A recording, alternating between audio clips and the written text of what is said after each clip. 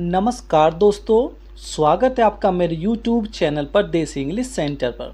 दोस्तों, हर रोज़ की तरह आपके लिए फिर मैं एक इंग्लिश की शॉर्ट स्टोरी लेकर के आया हूँ, जो बहुत ही सुंदर सी स्टोरी है।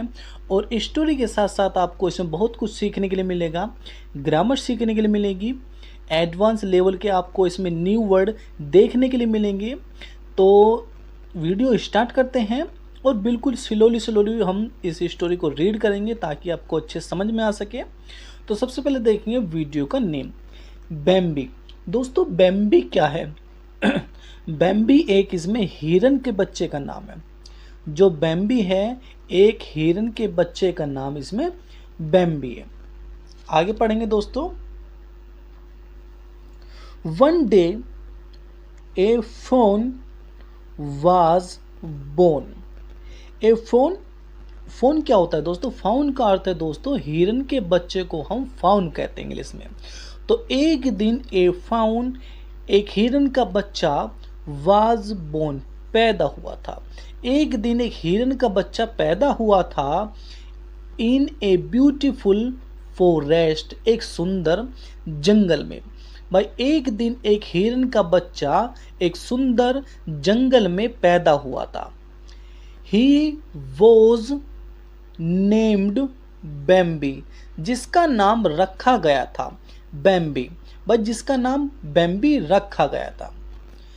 He was, वह था फ्रेंडली, दोस्ताना। भाई, उसका दोस्ताना था, वह दोस्ताना था विद एवरीबडी, हर किसी के साथ। भाई, उसका हर किसी के साथ दोस्ताना था, या आप कह सकते हो कि वह हर किसी के साथ मैत्रीवत था। मैत्रीवत यानी कि दोस्तों की तरह। अराउंड हिम, उसके चारों तरफ। भाई, उसके चारों तरफ हर किसी के साथ उसका दोस्ताना था। किसका? बैम्बी का।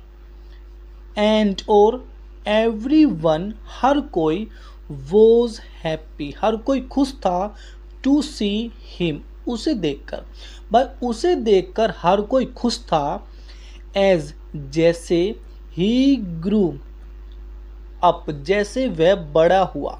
भाई, जैसे ही वह बड़ा हुआ, ग्रू अप का अर्थ होता है दोस्तों बड़ा होना। जैसे ही वह बड़ा हुआ, ही लर्नड, उसने सीखा। दोस्तों, लर्न होता है, लर्न माने सीखना और लर्नड माने सीखा। तो ही लर्नड, उसने सीखा, ऑल द ट्रिक्स, सभी चालाकियों को। भाई, सभी उसने चालबाजी सीखी। फ्रॉम हिज फादर, अपने पिता से। भाई, उसने अपने पिता से सभी चालबाजी सीखी। चालबाजी का अर्थ दोस्तों यहाँ पे ऐसा है कि कैसे शिकारी को हमें धोखा देना है, कैसे शिकारी से हमें बचना है। तो इस तरीके से उसने सभी जो चालबाजी हैं वो अपने पिता से सीख ली। किसने? जो बैम्बी था। एंड और सून, जल्द ही, बीकेम, बन गया, जल्द ही वो बन गया, ए वाइज लीडर, एक समझदार नेता। नेता कह सकते हो आप, या इसमें आप कह सकते हो सरदार। यानी कि वो जल्द ही एक समझदार सरदार बन गया। वन डे, एक दिन, एज, जैसे, द एनिमल्स, जानवर, एक दिन जैसे जानवर, वर बिजी, व्यस्त थे, विद वर्क, काम के साथ।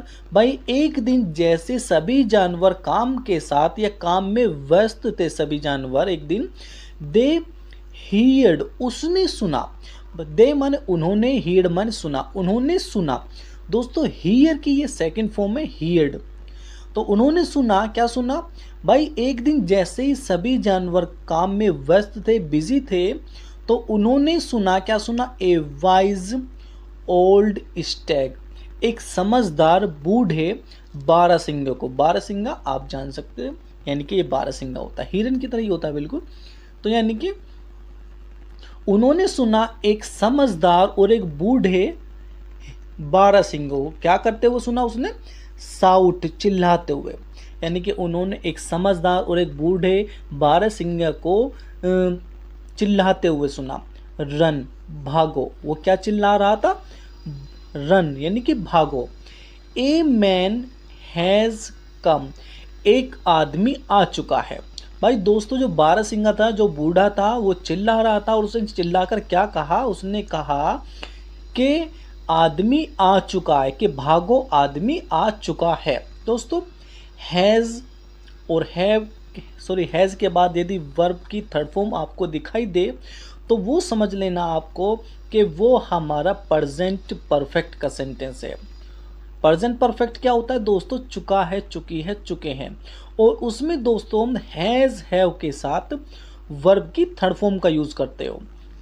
तो दोस्तों आप ये कहोगे कि ये जो कम है ये तो फर्स्ट फॉर्म है। दोस्तों फर्स्ट फॉर्म और थर्ड फॉर्म दोनों ही सेम होती है कम की, और सेकंड फॉर्म होती है केम, यानी कि केम थोड़ी वो डिफरेंट है, नहीं तो फर्स्ट फॉर्म और थर्ड फॉर्म दोनों ही सेम है।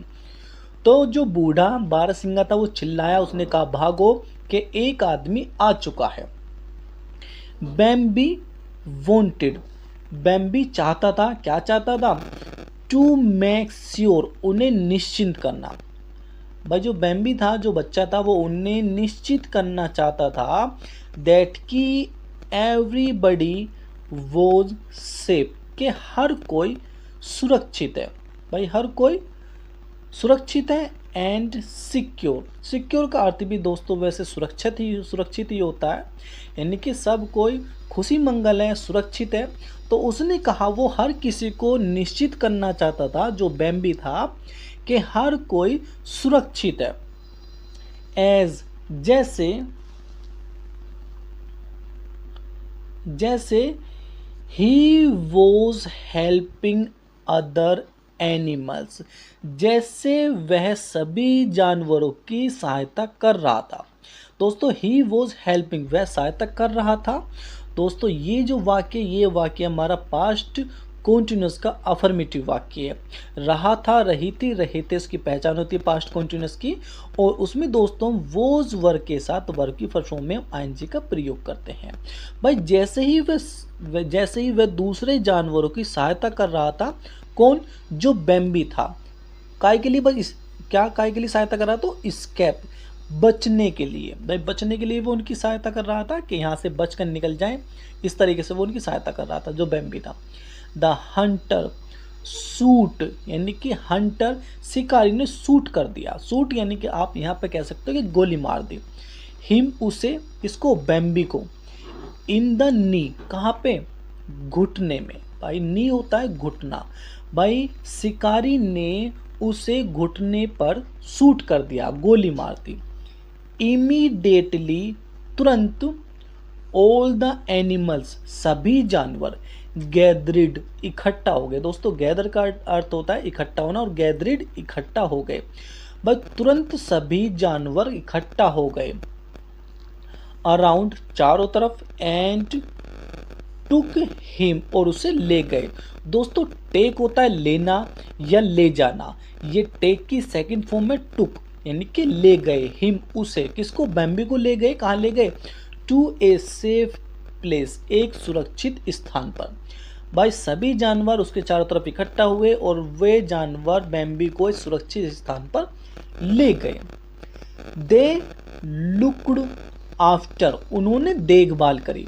दोस्तों अब आपको एक कन्फ्यूज़न रहती होगी, जो स्टूडेंट्स ग्रामर सीख रहे हैं या ट्रांसलेशन वो करना चाहते हैं लेकिन कभी कभी कंफ्यूज हो जाते हैं, ऐसे वर्ड आ जाते हैं कभी कभी देखने के लिए, कि सपोज करो आप पूरी स्टोरी पढ़ते हुए आ रहे हो और आपको यहाँ देखने के लिए मिलेगा दे लुक्ड आफ्टर। दोस्तों इसका पहले हम ये देखते हैं कि इसका अर्थ किस तरीके से बैठता है, किस तरीके से हम कंफ्यूज होते हैं। दे माने उन्होंने, लुक्ड माने देखा, आफ्टर माने बाद में, उन्होंने बाद में देखा। दोस्तों ये अर्थ इसका नहीं बैठ रहा, क्योंकि लुक आफ्टर ये एक हमारी फ्रेज होती है जिसका अर्थ होता है दोस्तों देखभाल करना। तो आपको फ्रेजल वर्ब होती है वो भी आपको याद करनी है, उन पर भी आपको फोकस रखना है।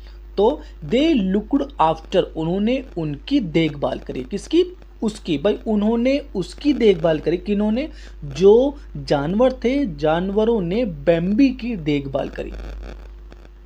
एंड और ही सून, वह जल्द ही, रिकवरिड का अर्थ है दोस्तों यहाँ पर ठीक हो जाना, वह जल्द ही ठीक हो गया।